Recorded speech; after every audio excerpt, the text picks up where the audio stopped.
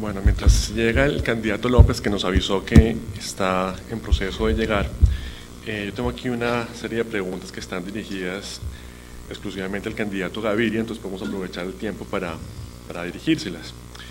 Hay una, pues muy a propósito además de lo que usted acaba de mencionar, que dice lo siguiente: aparte de una retórica guerrerista, nacionalista y antiizquierdista, junto con una visión caudillista del poder, el Centro Democrático no parece ofrecer… ¿Una pregunta o una afirmación? Es una pregunta, yo reproduzco lo que está en el texto. El Centro Democrático no parece ofrecer realmente nada que lo diferencie sustancialmente de otros partidos o del actual gobierno.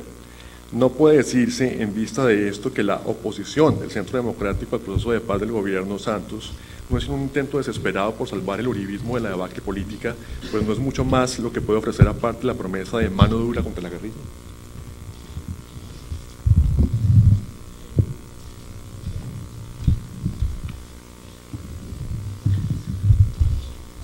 Busquen en el diccionario, a mí me encanta, yo he sido diccionarista desde niño, desde chiquitico, y cuando apareció el Google yo no podía creer. Y entonces los profesores, amigos míos, yo soy profesor desde el año 1971, imagínense ustedes, el celular, por ejemplo, lo único que tenía parecido era la telepatía, y uno pensar que hubiese una ingeniería que le permitiera la construcción de una inteligencia artificial, pues es ciencia ficción. Entonces busquen la palabra tópicos, porque son varias acepciones, y eso es, por ejemplo, oigan lo que dice. ¿Dónde se está? Aparte de una retórica guerrerista, yo guerrerista. Yo no he peleado ni siquiera una sola vez en mi vida con mi esposa y estoy casado hace 38 años. Nunca he tenido una pelea con nadie en mi vida en ninguna tónica, ni siquiera por una cuenta, que es lo que lo lleva a uno a pelear generalmente. Acaba de salir un libro que se lo recomiendo, se me olvida el nombre porque es muy complicado, pero tiene el Bonn, así como los alemanes importantes, pero es irlandés, se llama Crímenes. Él asegura, y como que es una narración bellísima, yo no la he leído todavía, pero ya he visto 3 amigos con el libro en la mano, que dice que todos los crímenes tienen 2 orígenes, celos y plata.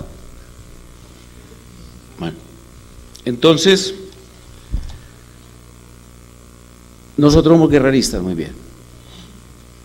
Nacionalista, pues supongo que tiene la connotación peyorativa de nacionalista como los nazis. ¿Esto lo redactaste vos o quién? No. Ah, bien.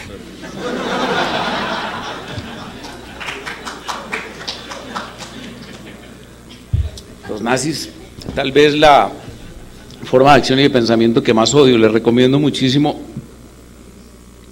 porque yo sé que la mejor manera de estudiar historia y ciencia política es leyendo novela histórica.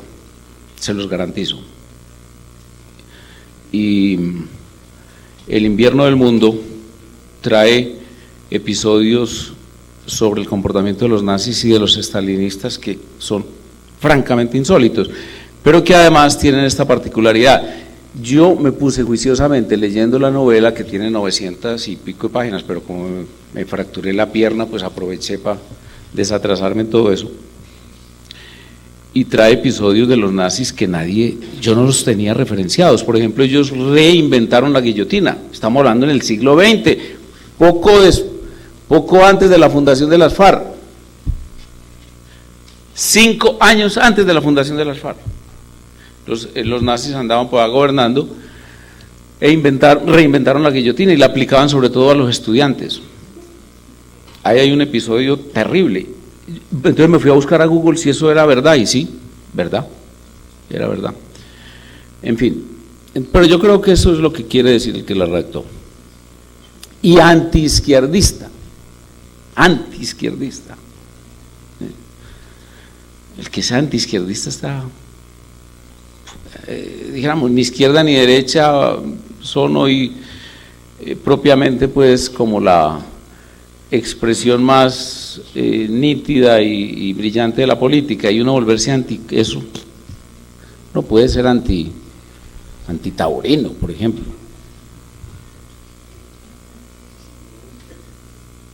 Junto con una visión caudillista del poder, visión caudillista. Entonces, lo que pasa es que nosotros tenemos un caudillo que se llama Álvaro Uribe Vélez, nosotros, ¿cierto? El doctor Alexander López tiene un caudillo que se llama Clara López, y entonces se mantienen todos envidiosos con nosotros, pues, claro.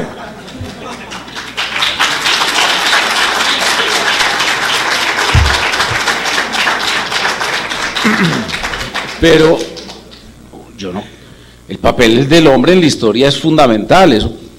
¿Sabe cuál era el libro que decía Chávez que más le había formado en el marxismo? Que es falso, porque eso no es un libro marxista. Plejano, así se pronuncia, que es el papel del individuo en la historia. Y uno tiene que reconocer el papel del individuo en la historia. La historia de Europa sin Napoleón no se entiende, y la historia de los Estados Unidos sin el papel histórico de Franklin en la revolución. Listo, se acabó el tiempo, no hay nada más que hacer. Pero creo que es una pregunta tópica. Si el profesor quiere decir algo para precisar la pregunta. En todo caso, ya digamos, pero si tomando... les puedo dar si no viene Alexander, les traigo unos daticos que vale la pena que ustedes los vean, porque son tomados de documentos que en general los profesores de ciencia política consideran de mal gusto leer, y que yo los considero de muy buen gusto leer. Bueno, con mucho gusto los doy. En todo caso, pues ya tomando un rol más de entrevistador que de moderador y reproductor de preguntas, a mí no me quedó clara su respuesta. Es decir, yo me enteré que usted leyó un libro sobre los nazis y que no pelea con su esposa, ¿sí? Yo me enteré de eso, ¿sí? Pero un momento. No me enteré de la respuesta, ¿sí? Sí, no. La perspectiva, sí, la pregunta es sencillamente, ¿qué ofrece el Centro Democrático, ¿sí? Aparte de más guerra? Esa es la pregunta, ¿sí? Queremos saber eso, O sea, ahí sí está su afirmación directa. Usted dice que nosotros queremos más guerra. No estudien el proceso de paz, comillas, desde la propaganda oficial o de los textos fundamentados en la visión puramente ideal de la paz.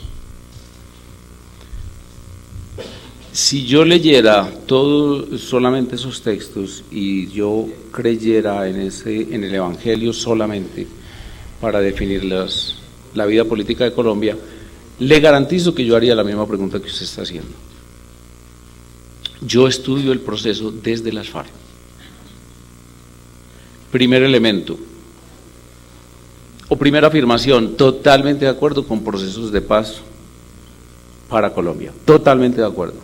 De manera que entonces ya me salí yo de la calificación suya del Centro Democrático. Segundo,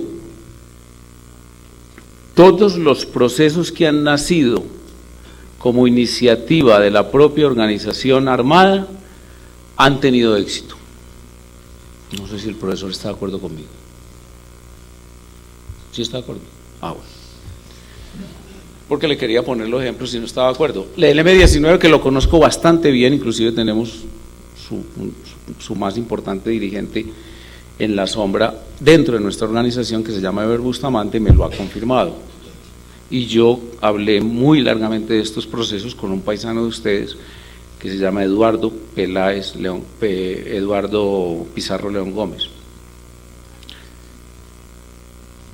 El EPL, conozco bastante bien el proceso porque Mario Agudelo, el jefe hoy de Esperanza, Paz y Libertad, como más connotado desde nuestra organización, y Darío Mejía, fue el segundo a bordo en casi todas las actividades de Luis Carlos Restrepo. Tercero, he hablado largamente también sobre temas parecidos con uno que hoy es de nuestros más agrios y ácidos contrincantes, León Valencia, que se desmovilizó en la corriente de renovación socialista. Aquí al ladito ustedes tienen también el proceso del Quintín Lame, etcétera, etcétera, etcétera. Todos los procesos de iniciativa de paz de las organizaciones guerrilleras han tenido éxito en Colombia, todos, Las FARC nunca han tenido iniciativa.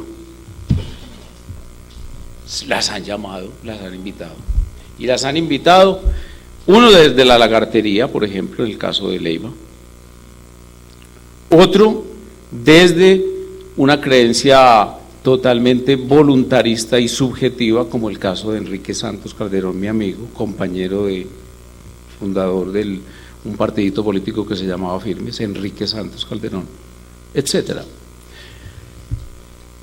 Pero, entonces, ¿por qué les digo que es mejor estudiar ese proceso desde las FARC? Porque es que las FARC dicen estas cosas.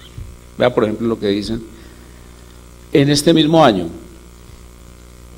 Para nadie es un secreto, este es documento del secretariado, del propio secretariado, no es tomado por ahí en un allanamiento ni en la muerte, no, esto es un documento publicado por las FARC, ahí está incluso el link, por eso quería de pronto que lo miráramos. Para nadie es un secreto que el Gobierno Nacional y las FARC desarrollamos conversaciones encaminadas a conseguir la firma de un acuerdo con miras a lograr la terminación del conflicto. Perfecto, ¿cierto? Oigan lo que dicen.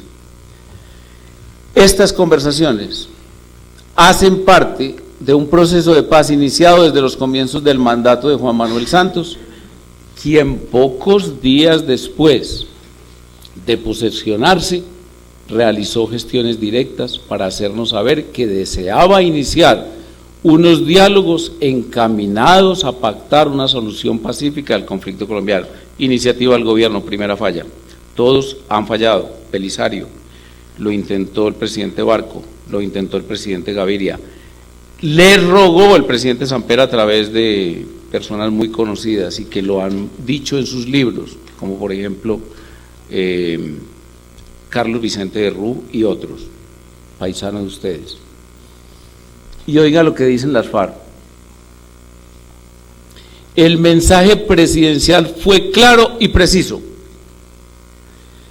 Según él, había estudiado la plataforma política de nuestra organización, Santos, creo que es un tramador, que había estudiado la plataforma política de nuestra organización y llegado a la conclusión de que muchas de nuestras aspiraciones eran justas, pero creía que el método de las armas que empleábamos para conseguirlas no era el más correcto.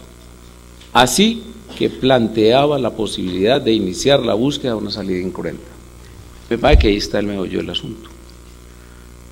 Porque después les mostraré, con siguientes preguntas, lo que dicen ellos respecto a dejar las armas, respecto a los convenios que harían, respecto a los métodos de su actividad política futura, etcétera, etcétera, lo que a mí me lleva a pensar que no hay un proceso de paz, sino un proceso de fortalecimiento de una organización guerrerista. ¿Qué más palabras usaste? Guerrerista, nacionalista, etcétera, etcétera. Es así, con hechos reales que también podemos ir analizando poco a poco. Yo quisiera hacer un par ahí en las preguntas del profesor Carlos para pues preguntarle más específicamente sobre su candidatura al Senado por el Movimiento Centro Democrático, más hacia las apuestas políticas que ofrece este movimiento. Antes de entrar específicamente en las preguntas, quisiera que se ampliara un poco como cuáles son sus análisis sobre la coyuntura política colombiana como tal a puertas de las elecciones, pues qué es lo que, digamos, de alguna forma ofrece el Movimiento Centro Democrático. En un debate que tuvimos por allá en una emisora Voces, los otros candidatos, entre ellos, por ejemplo, Barón Cotrino, que es muy importante en Cambio Radical, terminaban todos envidiosos. ¿Por qué? El sistema actual es un sistema de tarjetón con circunscripción nacional y voto preferente, o sea, lista abierta. Repito, tarjetón con circunscripción nacional, es decir, en todo el país se vota por todos. Por ejemplo, Roy Barreras tiene inundado toda la costa atlántica, lo acabo de ver ahora subiendo al aeropuerto de Medellín para venir a conversar con ustedes un rato, dos vallas, etcétera, un candidato presidencial, porque tiene que hacer, tiene que hacerlo en Nariño, lo hace aquí en el Valle, etc. Nosotros descreemos de ese sistema, porque las circunscripciones más aproximadas a una forma democrática, no perfecta, pero sí buena, son las circunscripciones pequeñas. En los Estados Unidos ustedes me dirán, no, porque en Estados Unidos hay una circunscripción para Senado de los estados, pero lo que pasa es que el sistema norteamericano nació de una ficción, y es que las 13 colonias eran 13 estados, por eso se llaman Estados Unidos, y esos 13 estados mandaban cada uno un embajador a una reunión de viejos, de la Senectud, del Senado, y por lo tanto hay una circunscripción relativamente grande que es un estado. Yo creo que eso hay que modificarlo necesariamente, y el sistema bicameral en este tipo de estados, repúblicas centralizadas, no son ni convenientes ni siquiera viables. Y ahí voy dando elementos de qué es lo que pretendemos. Entonces yo no soy candidato al Senado, yo estoy como miembro de una lista de un partido político que, si obtiene un número determinado de curules, me lleva a mí. Pero nadie va a ver por ahí una foto, José Obdulio Gaviria vote por él, o que yo tengo una plataforma, una lista de mercado, que yo voy a cambiar la salud, o que inclusive hay uno por allá en Antioquia que se llama Luis Fernando Duque Ramírez, que dice que educación superior gratuita, un senador, eso tiene sentido. Y entonces hacen una exposición programática que es realmente un recetario medio absurdo y según de acuerdo como a las circunstancias para el gusto del elector. Nosotros lo que tenemos es, primer propósito que va incorporado en el deseo de tener un gran éxito, es crear un partido político a futuro, un partido político histórico, un partido político que trascienda. Segundo, nosotros dejamos dentro de nuestra plataforma inconclusas muchísimas tareas que consideramos todavía están vigentes para el país. Pongo por caso el frustrado referendo del año 2003, el sistema centralista y la recentralización que Santos le ha incorporado a la formación del Estado, genera todas las condiciones para la explosión de la corrupción electoral que hoy estamos presenciando. El tema de la seguridad supone primero la concepción, en el tema de seguridad respecto a Colombia, pues específicamente, de lo que vive Colombia, si es una guerra civil o conflicto interno armado, si es una amenaza terrorista, cuáles son los tratamientos. Ustedes dirán, ¿y eso qué diferencia hay que sea una declaración de guerra civil o conflicto interno armado? Declaración de guerra civil o conflicto interno armado, que en estos textos que yo he venido recogiendo de las FARC es principio fundamental. ¿Por qué? Porque eso, por ejemplo, genera comportamientos del Consejo de Estado como el establecer que no se debe construir cuarteles de policía en los municipios, dentro de los cascos urbanos. Eso tiene que ver con esa definición, etcétera, etcétera. Entonces, en general, y para darle paso a nuestro invitado, a nuestro compañero,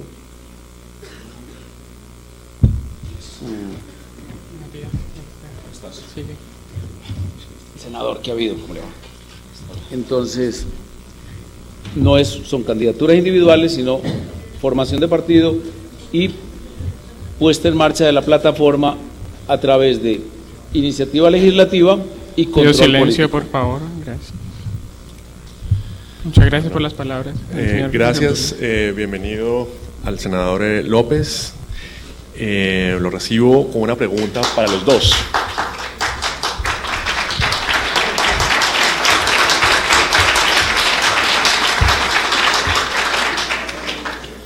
les pediría de ahora en adelante con las preguntas que evitemos al máximo los aplausos, y lo pueden hacer a lo último cuando se les dé la palabra, pero para no, digamos...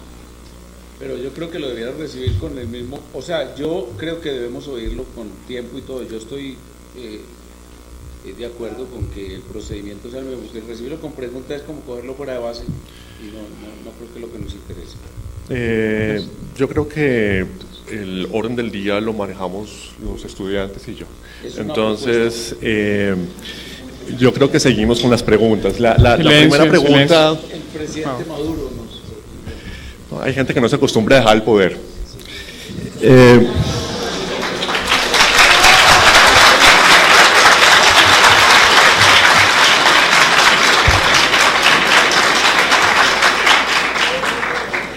La pregunta es la siguiente. Silencio, por favor. Gracias. El modelo de desarrollo planteado por Uribe y Santos no parece ser realmente disímil. Como se vio en las marchas campesinas del año pasado, son muchos los sectores que se han visto perjudicados por ello. ¿Qué se puede hacer desde el Congreso para corregir ese modelo o al menos compensar sus efectos negativos sobre algunos sectores? Le doy la palabra al senador López y bienvenido. Gracias.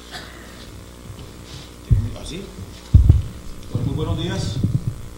Gracias. Bueno, muy buenos días a todas y a todos. Le agradezco a la universidad por esta invitación. Un saludo muy cordial a los estudiantes, a los docentes. Un saludo al doctor José Obdulio. Y bueno, pido excusas. Desafortunadamente, en el Hotel Inter estábamos adelantando otro evento también muy importante que tiene que ver con el desarrollo cultural y medioambiental del departamento. Estábamos alrededor de 10 candidatos, o sea, me tocó que inclusive pedirle permiso a alguien que me dejara intervenir de primero para poder salir, y pues por fortuna logré llegar a tiempo y acompañarlos. Pido mil excusas por haber llegado a esta hora, de verdad. Estaba en otro evento, lo pueden confirmar en las redes sociales donde quieran, pero estaba en otro evento. Bueno, yo pienso que en primer lugar, yo soy Alexander López, soy senador del Polo Democrático Alternativo, aspiro nuevamente a llegar al Senado. La pregunta quiero referirla de la siguiente manera. Yo pienso que el país en estos 100 años de vida, entre comillas, democrática, lo ha manejado muy mal. La tragedia, es más, la forma como han gobernado el país ha generado todo el escenario de violencia, de terror y de barbarie que hoy hay. Los mismos que generaron la guerra y la violencia en el país, hoy quieren plantearnos un escenario de paz. Y creemos que aquí hay una forma, como se gobierna en Colombia, que nos quiere confrontar a nosotros mismos como si nosotros los ciudadanos hubiéramos sido los generadores del problema. El establecimiento que hoy impera en Colombia, el establecimiento que hoy gobierna Colombia, que está enquistado desde el sector financiero, que está enquistado desde el sector transnacional, que está enquistado desde los más poderosos en Colombia, pues obviamente nos tienen en esta discusión y nos tienen en este debate tan enorme, como si nosotros hubiéramos generado el problema. Entonces, ¿qué hay que decir? Lo que hemos visto en el último año en Colombia, las marchas campesinas, la gran movilización de estudiantes, la posición que han venido tomando sectores de la academia, la posición que han venido tomando diferentes sectores de la sociedad colombiana en movilizarse, obedece justamente a que en Colombia históricamente nos han gobernado mal. Y ese gobierno mal nace no solamente del gobierno de Uribe o del gobierno de Santos, eso viene desde toda la forma como se ha gobernado este país. Por eso nosotros como partido y como proyecto político hemos decidido ser diferentes, o presentar una propuesta o un planteamiento y un esquema de gobierno diferente a como históricamente se ha gobernado en el país. Desde ahí nosotros planteamos que los indicadores que nosotros tenemos en Colombia, como que 2.5 millones de niños hoy no puedan ir a la escuela, como que 2.3 millones de niños estén hoy en el mundo del trabajo, como que hoy en Colombia existan 4.2 millones de desplazados, como que hoy hayan 16 millones de colombianos en la informalidad, como que hoy más de 1,5 millones de familias no tengan vivienda, como que hoy el 64% de la población esté en la pobreza y en la miseria. Ese es el efecto de la tragedia como la que han gobernado este país. Nosotros no queremos eso, y van a haber más marchas, y van a haber más movilizaciones, y van a haber más luchas, van a haber más huelgas, van a haber más peleas, aún a pesar de que en el régimen de Álvaro Uribe Vélez, el mismo del presidente Santos, porque yo no separo lo que está haciendo Santos hoy con lo que hizo Uribe, nos quieren llevar con el gran impacto mediático a pensar que Santos y Uribe son distintos cuando son exactamente lo mismo, vienen del mismo origen, vienen de la misma línea política, vienen de la misma realidad. Tan es así, Miren las fotos y los videos hace 4 años cuando se abrazaban, se amaban, comían el mismo plato, cuando no solamente fue su ministro de Defensa, sino su ministro de Economía. Entonces de ahí que la lucha, o sea, y esta lucha no se debe centrar en que contra Uribe o contra Santos, no, es la lucha contra lo que representa Santos y Uribe. O sea, esa es la pelea que nosotros estamos planteando, o sea, las marchas campesinas, las marchas de los estudiantes, la lucha de los pobres y los humildes en este país, la lucha de la clase media es contra un modelo que representa a Santos y Uribe, porque si ustedes miran de fondo la discusión entre Santos y Uribe, no es por modelo económico. La discusión entre Santos y Uribe es por quién gobierna este país para gobernarlo de la misma manera. O sea, ¿qué diferencia hay en el modelo económico transnacional que entrega toda la soberanía nacional, las transnacionales, entre Uribe y Santos? Ninguno. ¿Qué diferencia hay entre la política neoliberal de Santos y Uribe? Ninguna. ¿Qué diferencia hay entre el modelo educativo entre Santos y Uribe? O sea, qué dolor que seamos el país más malo en educación casi que del mundo. Y ese es el mismo modelo de los dos. ¿Qué están discutiendo esos dos gobiernos? Esos dos gobiernos, el gobierno de Santos y Uribe es quien controla económicamente este país, punto. Creo que es ahí la discusión real.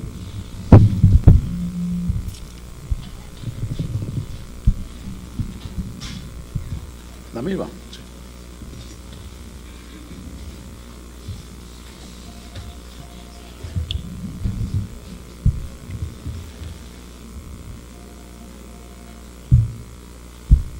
Modelo económico, modelo político, modelo social, perfectible, evidentemente, lleno de dificultades y daños, fisuras, generadoras de pobreza, etcétera, etcétera. No hay mucha opción y un menú muy amplio de soluciones. En América Latina tenemos dos bloques claramente delimitados. En la reunión del Pacífico que se hizo en el Caribe, el discurso principal del presidente Piñera era un modelo con iniciativa privada de libertades y con eficiencia versus un modelo estatizador con intervencionismo hasta en la compra de pañales y de papel higiénico y con resultados que están a la vista. El modelo socialismo siglo XXI. Y nosotros, como corriente política, pretendemos que ese modelo de libertades, de iniciativa privada, de confianza inversionista, de construcción de riqueza con participación de todos los sectores, es decir, sin exclusión de nadie, tenga vigencia. Y en la práctica se convierte en hechos concretos. Por ejemplo, la inversión en la altillanura colombiana está puesta en entredicho por partidos como el Polo Democrático. Y obviamente tendrán argumentación, digamos, específica sobre casos como el que protagonizó uno de los embajadores del presidente Santos, en donde se cuestiona la legitimidad por la vía de las irregularidades jurídicas cometidas. Pero nuestra propuesta de gran inversión en el campo, de creación de un sistema que permita la inversión privada fundada en la confianza inversionista y sobre todo en las garantías de libertad frente al crimen, comenzaron a dar resultados y son los que están mostrando las economías más dinámicas hoy de América Latina y en particular de Sudamérica, Chile y Perú. En contraste, la destrucción de todo el aparato productivo mediante aquella fórmula que se volvió famosa en los programas del presidente Chávez, exprópiese, el control de divisas, la intervención casi que como funcionarios estalinistas dentro de las empresas para regular las relaciones de trabajo, etcétera, etcétera, producen el caos que hoy estamos presenciando en la sociedad y en la economía venezolana. Cuestionamientos de cada una de las políticas, perfecto, incluso vamos a coincidir en muchas. De hecho, cuando participo en los foros con la candidata del Polo Democrático, generalmente terminamos poniéndonos de acuerdo en muchas de las circunstancias de lo que es el manejo de la economía por parte del gobierno del presidente Santos. No es el mismo manejo. Si usted lo mira estructuralmente o macroeconómicamente, no es lo mismo. Y los efectos han comenzado a verse. De manera que si pudiéramos regresar al poder, como viudo que soy del poder, o si lográramos influir mediante los sistemas de control político como ustedes lo hacen como Polo Democrático frente a este gobierno, le garantizo que las discrepancias serían enormes. Nosotros anticipamos, yo recuerdo desde el 10 de septiembre del año 2010 que la conducción de la política agropecuaria por parte de Juan Camilo Restrepo terminaría siendo uno de los peores fracasos y la ruina de los sectores agrícolas, que se expresa en las marchas campesinas y no necesariamente como único contenido de esas marchas, porque en algunos aspectos nosotros nos confrontamos con sus líderes y en la mayoría de ellos no solamente no nos confrontamos, sino que participamos. Bueno, cambiamos de tema a hablar de la cuestión de la corrupción. Tengo la siguiente pregunta. Ni el Polo Democrático, como se vio en el caso de Samuel Moreno, ni el Centro Democrático, como le mostró, entre otros casos, el de Allís Política o Agroingreso Seguro, pueden hablar de manera creíble de la lucha contra la corrupción. Siendo este tema tan importante para toda sana democracia y perteneciendo ustedes a esos partidos, ¿por qué votar sus respectivos movimientos cuando han demostrado una evidente laxitud en estos temas? ¿Qué tiempo tengo? 5 minutos, sí, gracias. Entré en frío, sin el tiempo, tenemos 5 minutos. Bueno, lo primero es que el país, o sea, nosotros tenemos demasiados problemas en Colombia, enormes. Todos los temas sociales a los que me referí en principio hacen parte de una sumatoria de problemas que tiene nuestro país: narcotráfico, el conflicto armado y una cantidad de males sociales que nosotros tenemos en nuestro país. Para el Polo Democrático y para los que nos soñamos un país diferente, nos parece que el peor mal de Colombia es la corrupción. Me parece que ahí nace el origen de nuestros problemas. Porque hoy el país, Colombia no se gobierna desde la realidad nacional. Colombia se gobierna desde otros modelos económicos. Colombia se gobierna desde otras realidades. Y esas otras realidades, la forma que han utilizado para incidir y para poner presidentes y para poner congresos es la corrupción. Y es ahí donde está realmente el origen de nuestros problemas. Cuando salimos de la colonia y entramos, entre comillas, a la vida democrática, el primer gran acuerdo de corrupción que se ve en este país fue el Gran Frente Nacional. Y era cómo entre dos únicos partidos se repartían la forma de gobernar y de tomarse a Colombia. Y era cómo los que estaban en el poder gobernaban para ellos. Y gobernar para sí mismo, para un partido, es gobernar, obviamente, en medio de estos escenarios de corrupción. El país lo vive. El gobierno del presidente Álvaro Uribe Vélez. Alrededor de 46 congresistas que respaldaron a Álvaro Uribe Vélez terminaron presos y condenados. No solo por corrupción, sino por parapolítica y por narcotráfico. ese modelo se expande por toda la sociedad colombiana y se expande con una realidad vergonzante, y es que ahora ya no le llaman corrupción sino mermelada,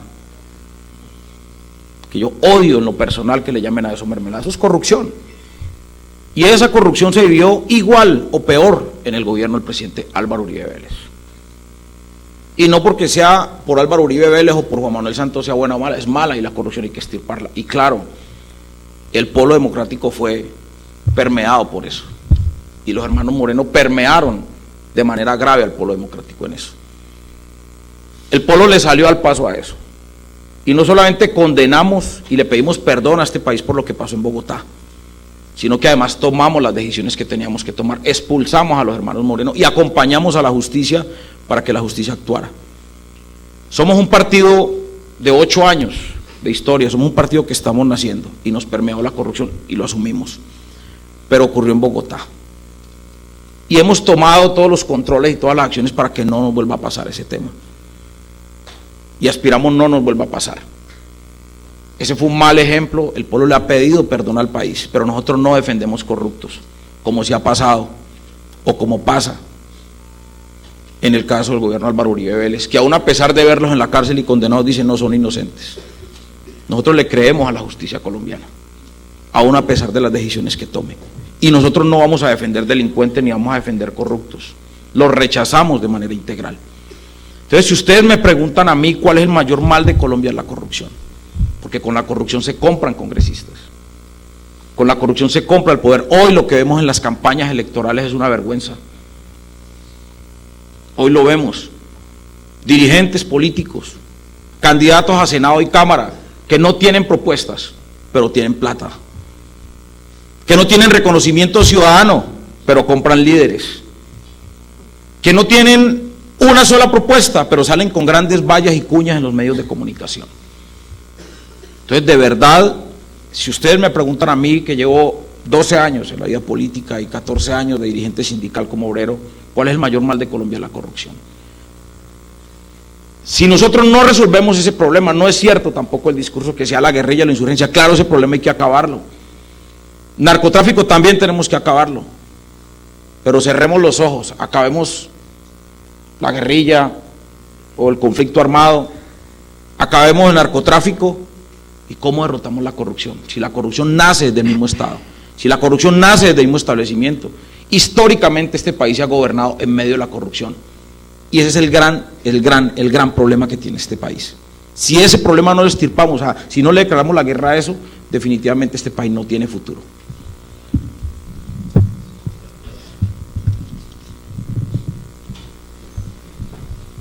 Haciendo una aclaración de que no se excluya la violencia como la principal y más perversa forma de corrupción, entraría en materia, y la violencia de todos los matices y formas y expresiones, a decir lo siguiente: si ustedes observan los mecanismos electorales, origen del poder que se detenta, van a encontrar que en su propia esencia, que en su propia fuente, ya el sistema está totalmente deformado, corrompido. Si observan el sistema electoral panameño, van a encontrar que es poco menos que digno de premio Nobel o de premio Oscar respecto a nuestro sistema electoral. Cero credibilidad, y estamos hablando de un departamento que lo ha vivido inclusive como la mejor expresión de lo que es la corrupción electoral hoy en Colombia. Estamos hablando ya de que la sal nació insípida.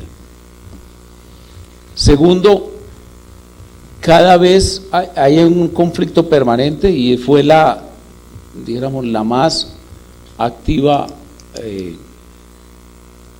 intención del presidente Uribe, y donde mayores obstáculos encontró, una estructura recentralizada en favor de la utilización o el abordaje o la cooptación del Estado casi como una empresa particular y privada. Tercero, los organismos de control tienen también en su propia fuente esta deformación. Después del año 1991, y como un gran avance, comillas, se consideró que si el origen de esos organismos, de las personas que iban a detentar el poder en esos organismos, hablo de Contraloría, Procuraduría, Fiscalía, no como organismo de control, sino como organismo de la justicia, pero con esas características también, las personerías, etcétera, tenían origen en ternas formadas por los jueces, iban a ser poco menos que perfectas, iban a ser transparentes, límpidas. Falso, corrompió la justicia. La justicia hoy también entonces está presentando no solamente los mismos síntomas, sino el mismo cáncer que originó los principales debates que llevaron a la convocatoria de la Constituyente del año 1991. Recuerden ustedes, turismo parlamentario, el turismo de la justicia hoy es prácticamente endémico. Carrusel de pensiones, es la principal expresión noticiosa que tienen hoy las cortes y los tribunales. La compra y venta de providencias judiciales, la falta incluso de determinaciones para favorecer intereses particulares. Y además he incorporado al sistema judicial un sistema carcelario inoperante y que prácticamente se está convirtiendo en inexistente. Ayer se tomó la determinación en todas las cárceles del departamento de Santander de no recibir un solo detenido más. Y este conjunto de circunstancias nos convierten en lo que en el siglo de oro español llamaban el patio de Monipodio. Hoy Colombia está abocada a que si no toma determinaciones radicales, no contra la corrupción como una figura abstracta, como un ente que simplemente observamos desde el punto de vista de la filosofía, sino con hechos concretos, vamos a caer en situaciones muy similares a las que vivía Colombia en el año 2002, sin justicia, sin derecho y sobre todo sin seguridad.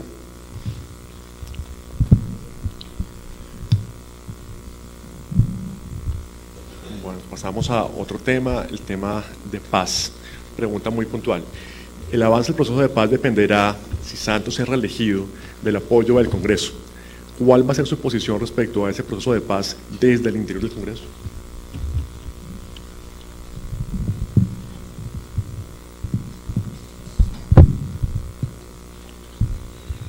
Bueno, nosotros, ubicándonos en el proceso de paz, el Polo Democrático, en su ideario, en su postura política, uno de sus ejes centrales es la paz.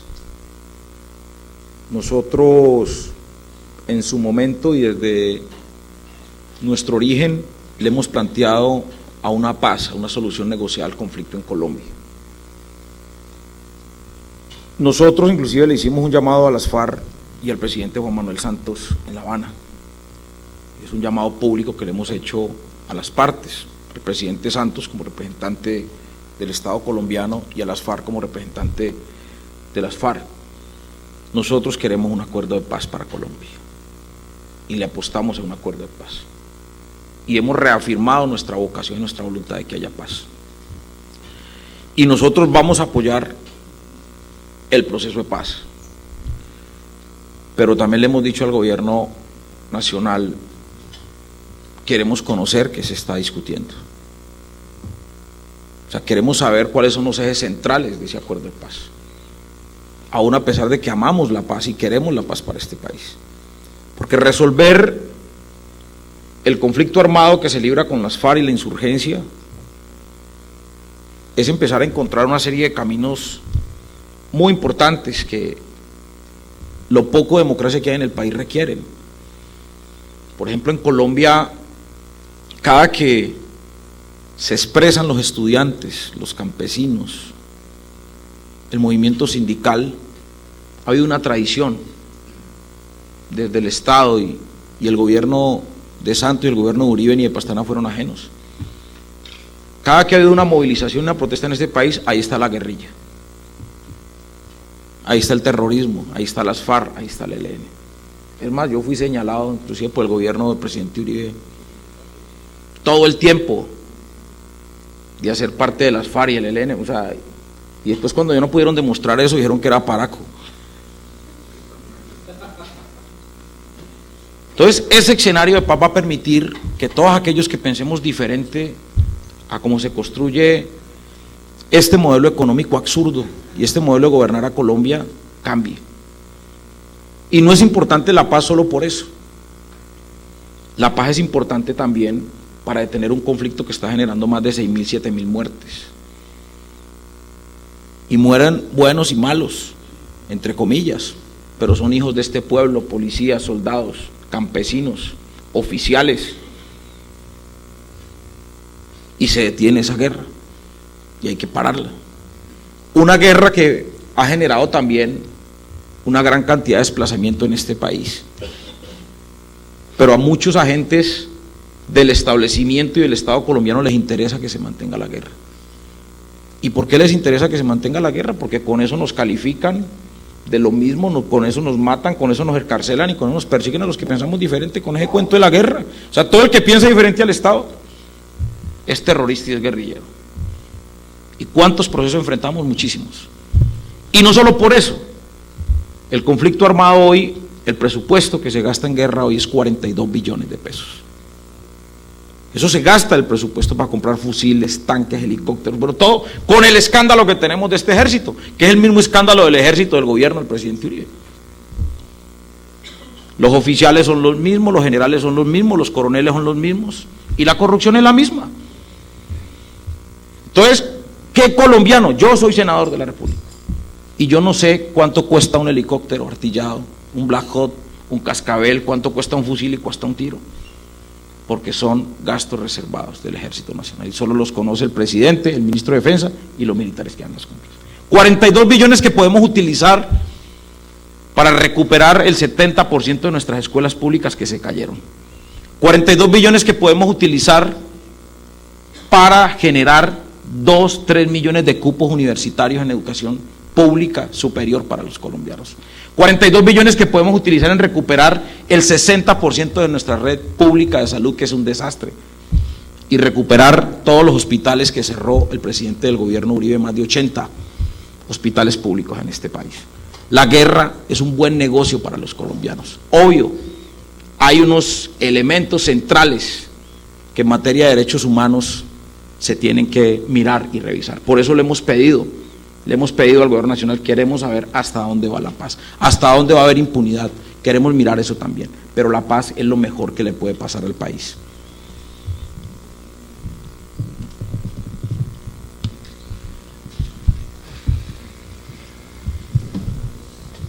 El senador puede escribir eso como expresión general, la afirmación de querer la paz, me pasa la copia y yo la firmo también como proposición en el Senado, pero le hago las siguientes aclaraciones. La palabra debe estar en manos de quien está haciendo la guerra. Esa es la iniciativa, y no la veo. Leo 2 documentos de las propias FARC de febrero del 2014.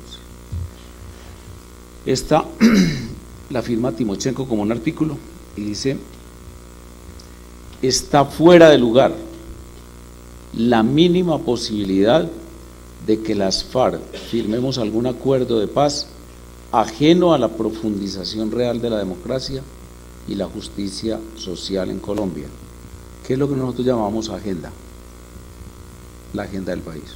Esto incluye prácticamente redefinir todas las políticas de los 13 ministerios, ahora son 15, creo, o 16. Esa es la esencia. Así que si la posición de los representantes del Estado no cambia, dice Timochenko, puede descartarse de plano su concreción en 2014. La paz, proceso de paz. Nomás que usted y yo hacemos la afirmación, hombre, pues manéjense bien, organícense, etcétera, etcétera. Pero mire lo que está diciendo Timochenko, que es el agente principal del ataque al Estado y de los ataques a la ciudadanía. Y por otra parte, tema que inclusive me contaron, porque no lo vi, que está hoy en la palestra, el tema de los tiempos. Y entonces mire que ya están definidos también por ellos y nos reafirman que en el 14, usted y yo en el Senado, poco vamos a tener que hablar al respecto. Dice: está claro que la mesa de La Habana puede caer en una ralentización. Yo no sé si esa palabra pues, la están usando mucho ahora todo el mundo. Creo que la usó hoy Enrique Santos Calderón. Ralentización obligada, aunque finalmente podría saldarse con otro convenio parcial como en los demás puntos, que es los convenios con quienes nos tienen engrupidos Santos y los negociadores de las FARC, que dicen que van avanzando mucho. Trasladando los temas álgidos para un incierto después. Esto lo dicen las FARC, hasta lo dicen bastante bien dicho. Habrá que verlo, pero lo que no se detendrá un solo instante es la guerra, dicen ellos. Y rematan: por eso, el trasfondo de la discusión en La Habana será, se lo resumo ya, en más guerra de parte y parte, según ellos dicen así: gigantesca escalada contrainsurgente, que además de los bombardeos y ofensivas militares de toda naturaleza incluirá detenciones, allanamientos, persecuciones, asesinatos, montajes de la diversa gama de arbitrariedades en que son expertas las autoridades policiales y militares y judiciales. Dicen algunas otras cosas, yo pongo un paréntesis, 3 punticos suspensivos y digo lo que ellos dicen, lo cual no excluirá, muy a su pesar, la respuesta del otro lado, es decir, de ellos, cansado de escuchar las voces que le piden repetir o prolongar sus ceses unilaterales de fuego. Eso es lo que nos espera.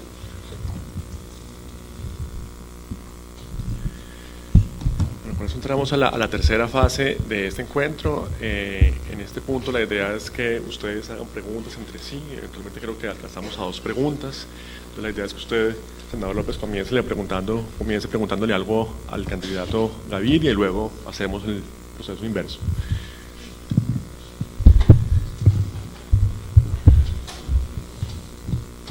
Doctor José Obdulio, la pregunta es la siguiente. Para nadie es un secreto que yo he sido vocero de los trabajadores y de los sectores sociales de este país. El gobierno del presidente Álvaro Uribe Vélez, quien fue el gestor de la ley 789 que le quitó el recargo nocturno, le quitó el contrato de trabajo a los trabajadores y que además eliminó el derecho a una pensión en este país, ahora dice que quiere que los trabajadores tengan una vida digna y una remuneración justa. ¿Será capaz usted y el Centro Democrático desde el gobierno reversar todas las políticas equivocadas que en materia laboral hoy tienen en la absoluta miseria a cientos y miles de trabajadores en la informalidad? ¿Será capaz usted de votar proyectos y normas que nosotros estamos presentando desde el Polo para devolverle derechos y garantías a los trabajadores y a los pensionados de Colombia?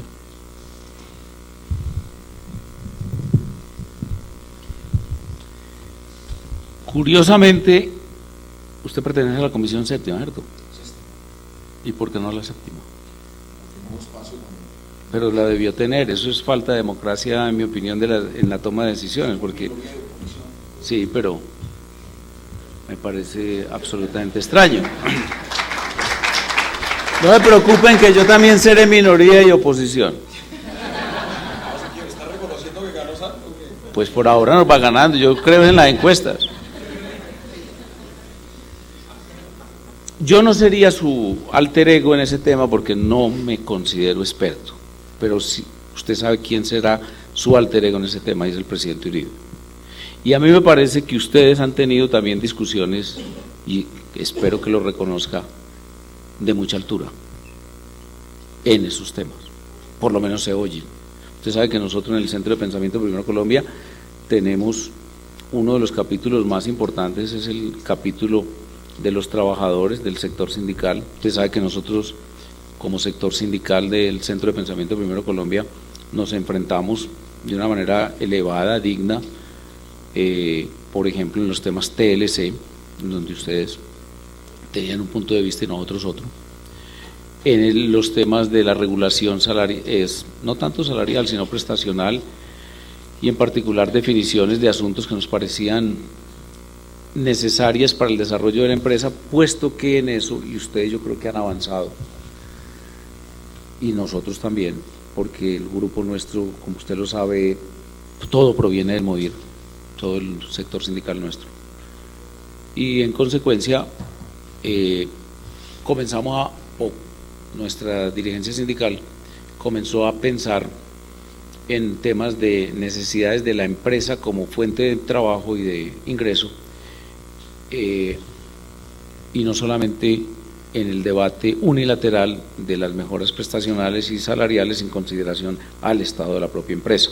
Por ejemplo, cuando se debatió el tema de Coltejer, el sector sindical de la CUT decía que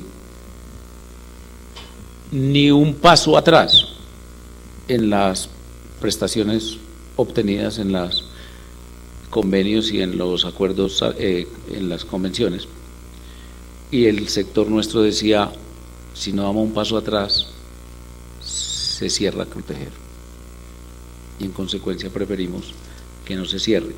Usted sabe el tema de, por ejemplo, Empaques de Antioquia, usted lo conoce bien, pues usted está al frente de los temas sindicales hace muchos años, y usted sabe el tema de lo que nosotros llamamos el contrato sindical.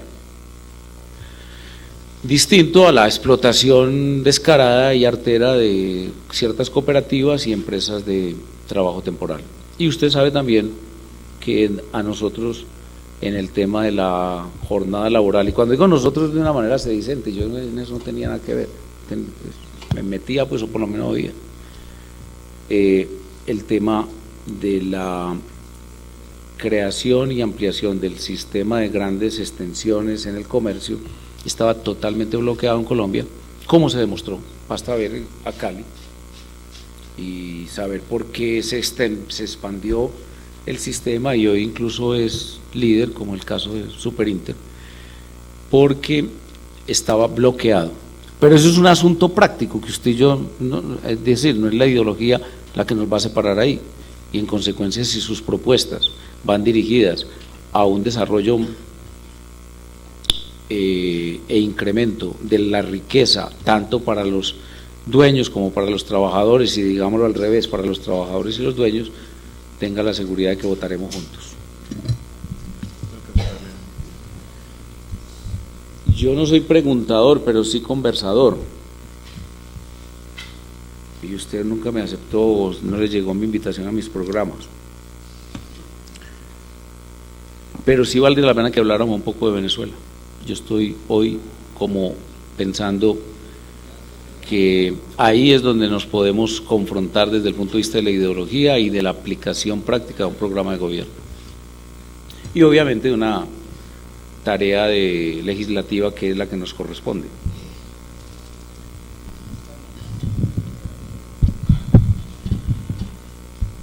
Bueno, a mí, pues en lo personal me hubiera gustado hablar más de Colombia, pero tenemos una posición,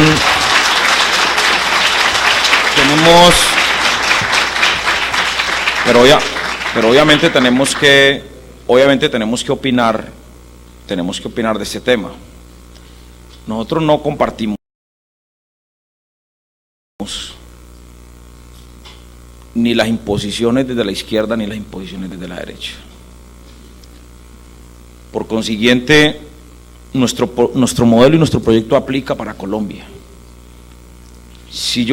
Obviamente nosotros tenemos que leer la política mundial y latinoamericana, y el conflicto social que hay en Venezuela nos duele, pero nosotros no pretendamos resolver los conflictos de afuera, y en este caso de Venezuela, y dedicarle tanto énfasis al tema de Venezuela, aún a pesar de lo que ocurre, teniendo nosotros tantos problemas y tantas dificultades que resolver en este país. Pienso que es un desgaste innecesario. ¿Y a dónde quiero ir con esto? Nosotros entendemos y sabemos lo que es el gobierno del presidente Chávez, hoy gobierno del presidente Maduro, y obviamente que lo leemos. No compartimos que, independiente de que los medios de comunicación fijen una posición, se cierren por ello, así estén en contra del gobierno, porque aquí no se cierra ni RCN ni Caracol, así no nos den participación a nosotros como debería ser. Algún día tendremos medios alternativos que nos permitan estar en igualdad de condiciones. Por ejemplo, el presidente Uribe y ustedes salen todos los días al desayuno, al almuerzo y a la comida, salen. Y nosotros, las posibilidades de nosotros salir en un medio de comunicación es que nos tilden de alguna cosa. El resto es imposible. Y ahí usted no dice nada en relación a los medios. Entonces nosotros no compartimos ni que se dé aquí en el país ni que se dé en Venezuela ese tema de los medios. No compartimos, porque ustedes también deberían hacer eso, cuando le envían la fuerza pública a las grandes marchas y reprimen las movilizaciones de los estudiantes, o sea, quien sea. El derecho de protesta debe ser universal, y que proteste el que quiera protestar por lo que se le dé la gana, que proteste porque la ropa sea amarilla o blanco azul, que proteste, es la libertad de los ciudadanos. Pero ustedes miran el problema de Venezuela y no miran lo que ustedes hicieron con nosotros, con su gobierno. Cada que salíamos en una protesta no solamente la reprimían violentamente, con muertos y todo, sino que también nos metían a la cárcel a los líderes políticos, y lo hizo el gobierno del presidente Uribe. Es más, a mí me trató de mandar a la cárcel el presidente Uribe, cuando yo estaba en la huelga de los corteros de caña. Le dijo a un general, captúrelo, judicialícelo, métalo a la cárcel. Andan agitando la lucha de clases. Pues claro que hay que agitar la lucha de clases, porque esto es un problema de lucha de clases y es así. Entonces no compartimos eso que están haciendo, judicializar la oposición en Venezuela, tampoco lo compartimos, pero no lo compartimos tampoco aquí en Colombia, porque a nosotros nos han judicializado, y no solamente nos han judicializado, sino que nos han asesinado y nos han hecho atentados. Entonces lo que pasa en Venezuela nos duele, y obviamente el gobierno y el modelo económico de Venezuela es el modelo económico que ha impuesto Maduro y Chávez, es el modelo de ellos, ese no es nuestro modelo. Nosotros tenemos nuestro propio modelo en nuestra propia tierra, en nuestra propia Colombia, y le apostamos a nuestro propio modelo,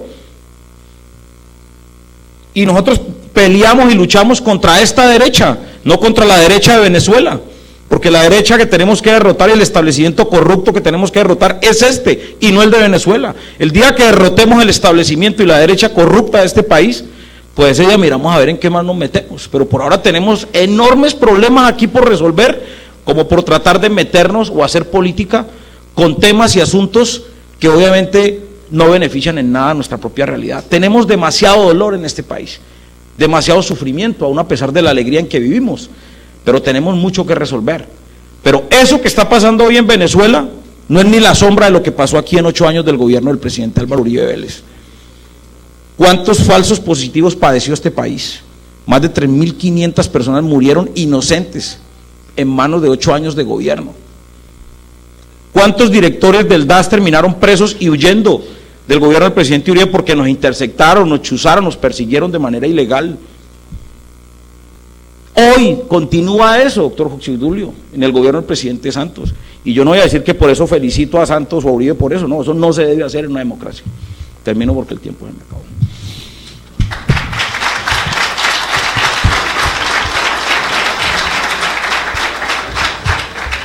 Bueno, en esta última fase la idea es darle participación al público, pero les pido preguntas muy breves. Perfecto, sí.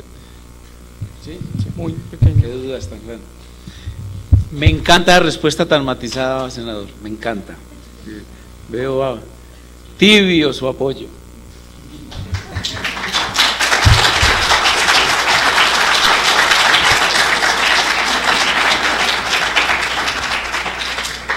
Repito, por favor, preguntas muy puntuales, no largos discursos. Por favor. Usted. Sí. Buenos días a los candidatos al Senado. Primero, antes de iniciar, quisiera lamentar el nombre de la comunidad javeriana, o en mi parecer, el nefasto, la nefasta mediación que ustedes politizando el discurso con el presidente Rodríguez. Yo iba a decir que hay gente que no se ha acostumbrado a retirarse del poder, me parece que no se necesita caer. Segundo, quisiera, en primer lugar, hacer una pregunta al López. Dice que no se fijan sacarse de llevar una pregunta totalmente direccionada, desconociendo un comunicado de prensa que ayer sacó el Polo Democrático Alternativo, defendiendo flagrantemente al régimen castrocomunista en Venezuela. La pregunta mía es la siguiente: el que quiera lo puede consultar en la página del Polo Democrático, está el comunicado de ayer, muy similar de la Marcha Patriótica, la Unión Patriótica, todos esos movimientos, como lo quieran calificar.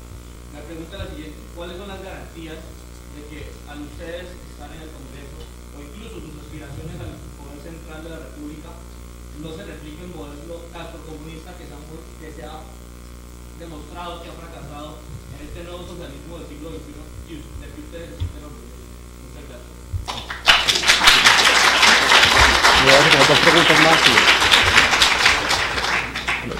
Yo prosigo con mi nefasta mediación y le voy a dar la palabra a dos personas más, ¿sí? Entonces, por favor. Tú, por favor, sí. Bueno, que hablo bastante fuerte.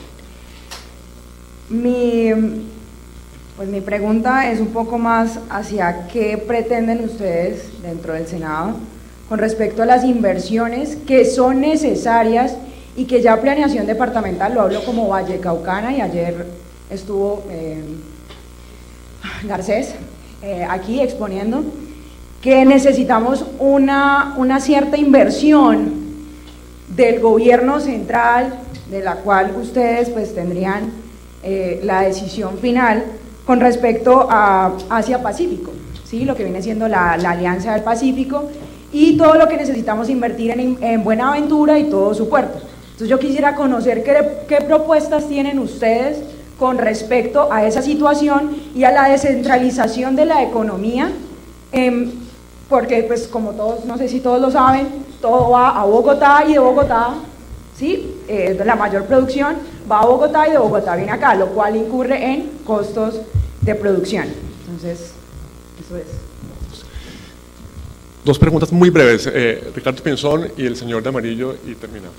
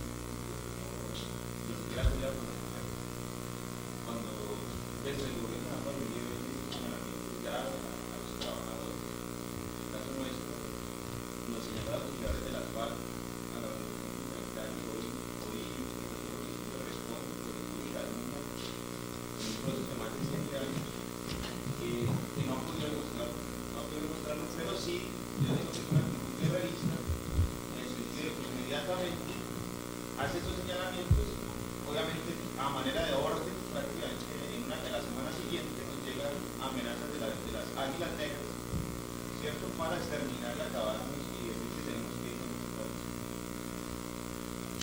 El muchacho de blanco, la última pregunta, muy breve.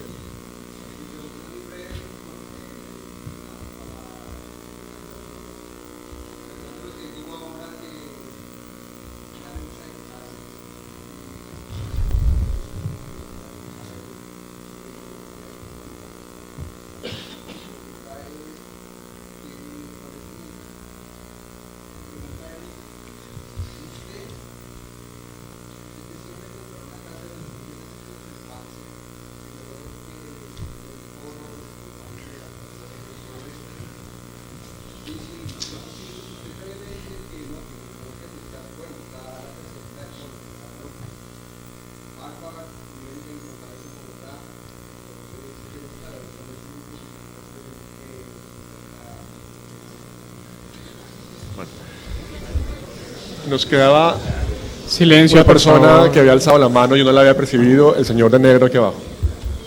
Por favor, muy breve, muy breve.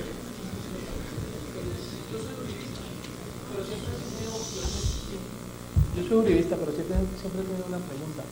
¿Por qué le pusieron Partido Centro Democrático si somos de derecha? ¿Por qué no aceptamos que somos de derecha? Esa es la primera pregunta.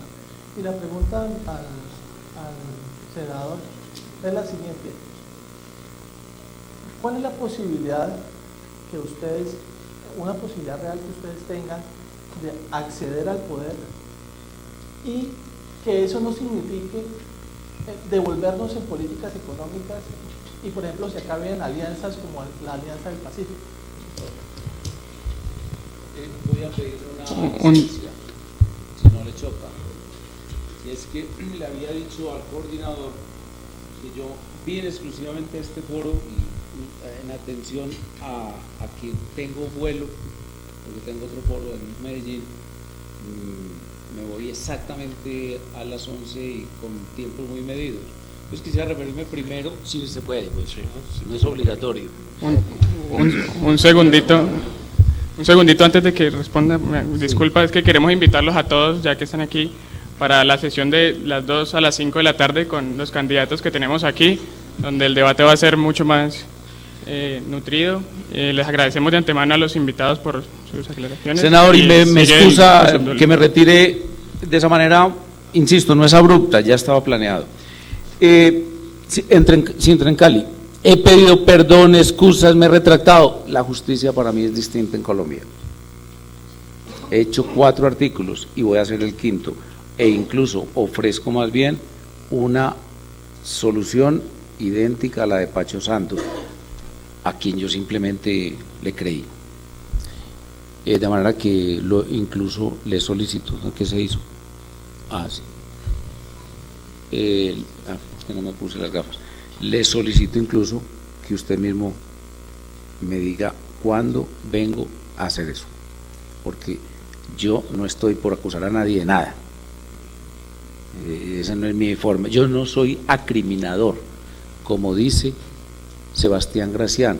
Les ruego que lean ese párrafo, que es lo más bello que hay sobre la manera de ser de una persona. No soy acriminador. De manera que sí, y he ofrecido no disculpas, pedido perdón,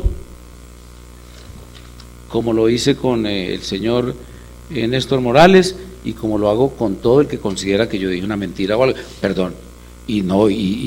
Pero no perdona así de una persona hipócrita, no, es que me equivoqué y punto. Qué mejor manera de ser decente que eso.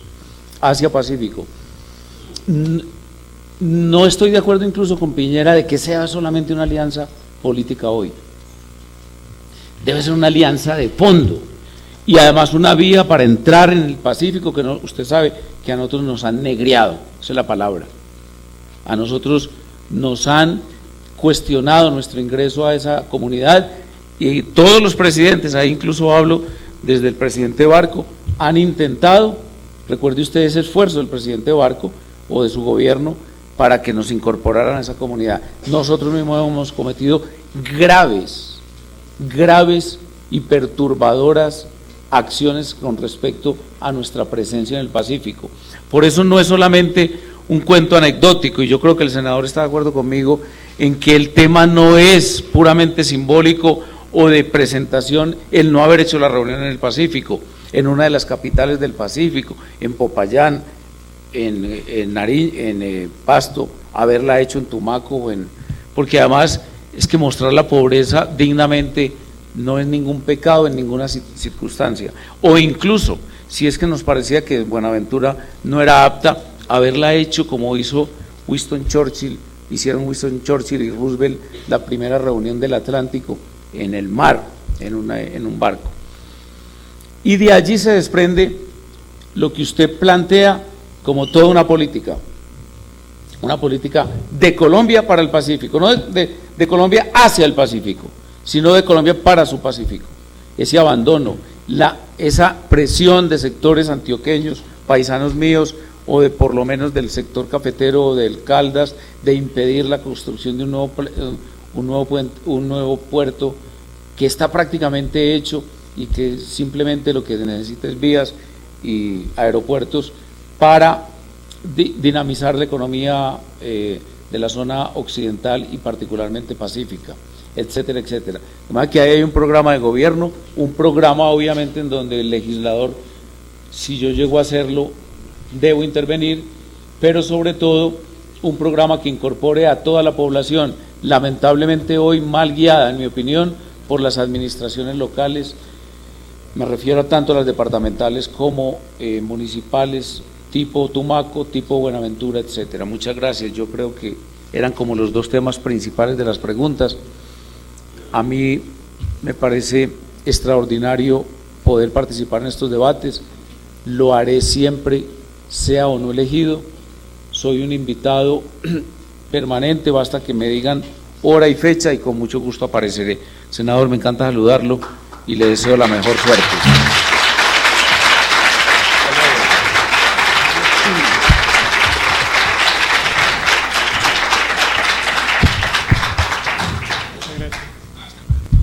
Bueno, varias respuestas. Muchas gracias, doctor José Obdulio, que le vaya bien. Juan C., hola. Es que tú has escrito en el Twitter, antes de que yo viniera, que en debate con José Obdulio, curioso que los castrochavistas, y te refieres a mí, ni soy castrista ni soy chavista. Soy Alexander López, colombiano, soy un revolucionario colombiano. Tengo mi propio modelo, mi propio pensamiento, y eso no me hace ni castrista ni chavista. Hay muchas cosas importantes, interesantes de estos dos hombres que admiro y valoro, muchas, otras no me gustan. Es como todo, pero ni soy castrista ni soy chavista. Y dijiste que dejé la silla vacía y mostraste una foto. Muestra la foto con José Obdulio aquí, porfa. Corrige eso, porque yo no había venido y no me diste el beneficio de la defensa. O sea, lo hago porque te reconocí ahí y yo dije, pues, yo quiero que en el país tenemos que ser objetivos y justos. Lo más importante en nuestra patria es ser justos. Muchos dicen que porque soy de izquierda yo soy ateo. Yo tampoco soy ateo y me golpean durísimo por ahí. Pero parte de las libertades y los derechos es hacer justicia. Y tenemos que aprender en nuestra patria a hacer justicia, a ser justos, por lo menos en las opiniones. A mí no me gusta Uribe, pero no por eso tengo que ser injusto con Uribe, o con José Obdulio, o con el que sea. Y parte de mi derecho es a ser respetado también por vos. Y todos nos tenemos que respetar. O sea, yo no me puedo meter injustamente en tus pensamientos y tus opiniones. Entonces no me gradué de castrista ni de chavista, porque no lo soy, mano. Yo quiero este país, quiero esta patria y la peleo como Alexander López Maya. Y entonces quiero referirme a esto. Yo no sé si la moderación, o sea, ¿sí? No, pero solo era eso. Dejemos que entonces, el senador hable. Excusa, y si quiere, hermano, ahorita hablamos y lo corregimos entre los dos, ¿listo? Listo, está bien. Entonces miren, nosotros, si bien es cierto, nosotros respaldamos el gobierno democrático de Maduro, ganó las elecciones, y en esa línea, en ese sentido, el Polo apoya la elección de Maduro como gobierno. Pero te estoy advirtiendo, nosotros no avalamos la represión ni las medidas que violentan la democracia. No estamos con eso. Y tampoco somos del socialismo siglo XXI. El Polo tiene su modelo económico para Colombia y no es el socialismo del siglo XXI. Es un modelo de gobierno democrático en este país, con derechos, garantías y libertades, y a eso le apostamos. Y nosotros no le apostamos al socialismo del siglo XXI. Y yo quiero invitarte a que mires el ideario del Polo para que reafirmemos esa posición. 2. Alianza Asia-Pacífico, ¿qué opino de eso? Estos días, hace 2 semanas, todos los medios de comunicación, ¿dónde están los congresistas del Valle para que defiendan que la reunión Alianza Pacífico sea acá? Todos los medios, casi todos los medios, ¿dónde están los congresistas? Miren, ahí sí aparecen los congresistas, se van a elegir y no aparecen. Entonces me tocó que contestarle a los medios en un comunicado diciéndoles, ¿y yo por qué tengo que salir a defender Alianza Pacífico? Y yo le digo, ¿aquí en el Valle saben qué es Alianza Pacífico? y le pregunté a un medio de comunicación al que me hizo el cuestionamiento, ¿usted sabe qué es Alianza Pacífico? ¿Usted sabe en qué consiste ese TLC? Ah, no, yo no sé. Y entonces, ¿usted por qué nos llama que defendamos algo que usted no sabe qué es? Los colombianos sabemos en qué consiste el TLC Alianza Pacífico. Sabemos que estamos negociando con Perú, México y Chile. Sabemos qué hay de fondo. ¿Estamos enterados de cuáles son los ejes y las líneas económicas de ese tratado? Pues no. Conocemos los comunicados de prensa y algunos elementos que contienen todos los TLCs, pero el contenido y el articulado de lo que es Alianza Pacífico no existe hoy. ¿Y cómo nos van a llamar o a pedir a nosotros, a los ciudadanos y menos a un senador como yo, a que yo avale Alianza Pacífico cuando Alianza Pacífico no mira la tragedia y la barbarie que hay en el Pacífico colombiano? Si justamente el Pacífico colombiano es el territorio donde con mayor dinámica se desarrolla la guerra y el conflicto armado en este país, si justamente es en el Pacífico colombiano donde hay los mayores indicadores de pobreza y de miseria, donde más niños mueren de hambre en este territorio, ¿y cómo me van a llamar a mí a que avale Alianza Pacífico o un TLC que no mira a los pobres, que no mira a los humildes y que no mira la realidad del Pacífico? ¿Cómo me van a llamar a mí a defender? Y no lo digo por ti, no, es que yo no te estoy confrontando a ti, te estoy diciendo es cuál es mi posición sobre Alianza Pacífica. Entonces, ese TLC que está orientado desde los Estados Unidos para coger unos países para que se agrupen y hacer una negociación directa con los Estados Unidos, esos 4 países, pues obviamente yo no lo puedo compartir. Además, por lo siguiente, porque la balanza comercial, por ejemplo, que tenemos con México es negativa. Nosotros tenemos menos 6.000 millones de dólares de balanza negativa con México. Por consiguiente, esa economía es más poderosa que la nuestra, mucho más subsidiada que la nuestra, y va a afectar de manera directa el agro. Yo no propiamente soy amigo del presidente de la SAF, de la Sociedad de Agricultores, que fueron uribistas hasta hace un año, que entendieron que los TLCs como estaban firmando eran negativos para Colombia, y hoy el presidente de la SAC dice que el Tratado Alianza Pacífico no le sirve al agro y mucho menos le sirve a la pequeña economía de la pequeña industria colombiana.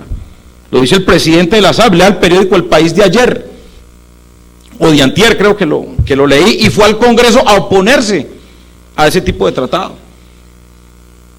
Entonces nosotros no podemos, ni este país ni ninguno que se llame democrático, plantearse en TLC si no miramos la realidad de cada país.